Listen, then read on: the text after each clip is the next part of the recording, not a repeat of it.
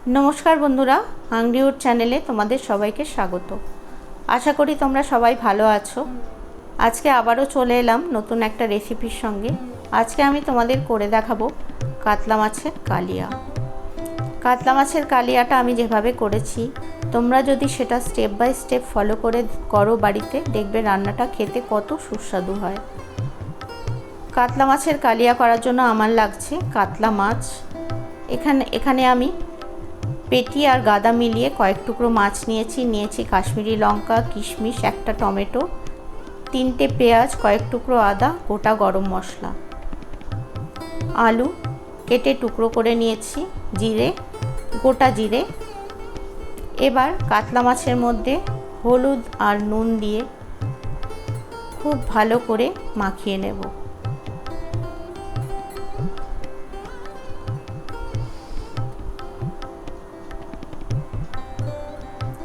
हलुद और नुन दिए माछगुलो आमार माखानो हये गेछे।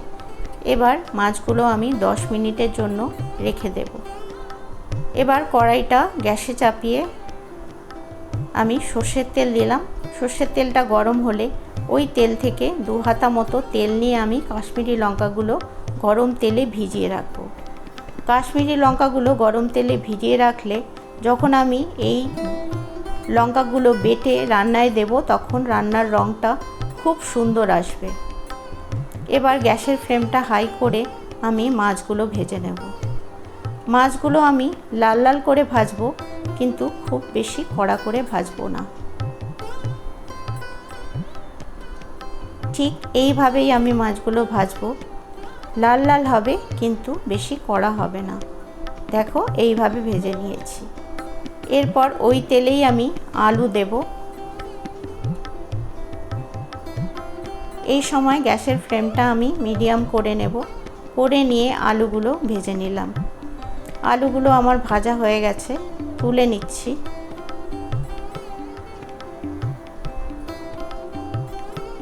এবার ওই তেলের মধ্যেই একটা শুকনো লঙ্কা, কয়েকটা তেজপাতা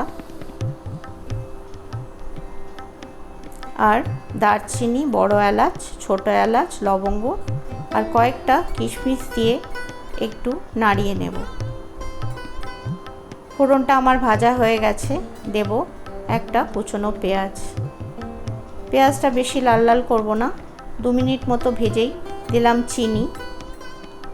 চিনি দিয়ে আমি পেঁয়াজ আর আদা পেস্ট করে সেটার রসটা আমি এখানে ব্যবহার করেছি। গ্যাসের ফ্লেমটা হাই করে রেখেছি। झोलटा फुटे गेছে। এবার আমি কাশ্মীরি লঙ্কা, জিরে আর কয়েকটা কিশমিশ একসাথে বেটে নিয়ে সেটা দিলাম। দিয়ে খুব ভালো করে মিশিয়ে নিয়ে আমি এটা ফুটতে দেব।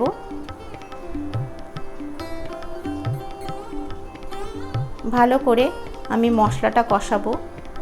দিলাম একটা টুকরো করা টমেটো।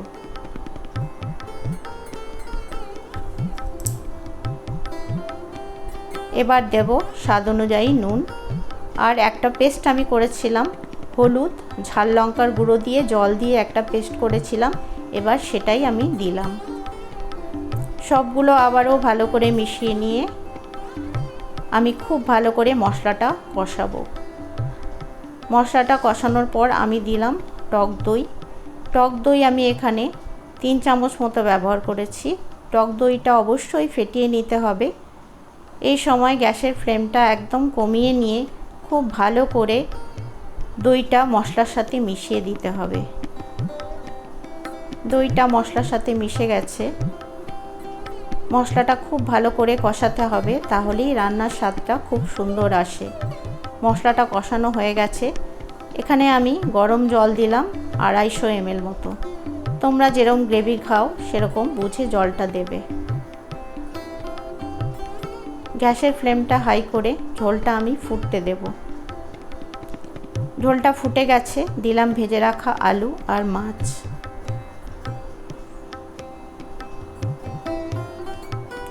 আলু আর মাছগুলো দিয়ে ভালো করে মিশিয়ে নিয়ে গ্যাসের ফ্লেমটা কমিয়ে দিয়ে একটা ঢাকা দিয়ে আমি 5 মিনিট মতো এটা রান্না করব। ঝোলটা ফুটে গেছে, আলুগুলোও আমার সেদ্ধ হয়ে গেছে। হালকা হাতে একবার নাড়িয়ে নিলাম, তারপর ওপর থেকে গরম মশলা আর ঘি দিলাম, দিয়ে গ্যাসের ফ্লেমটা বন্ধ করে আমি ঢাকা দিয়ে 2 মিনিট মতো রাখবো। তাহলেই আমার রেডি হয়ে যাবে কাতলা মাছের কালিয়া, খেতে অতি সুস্বাদু।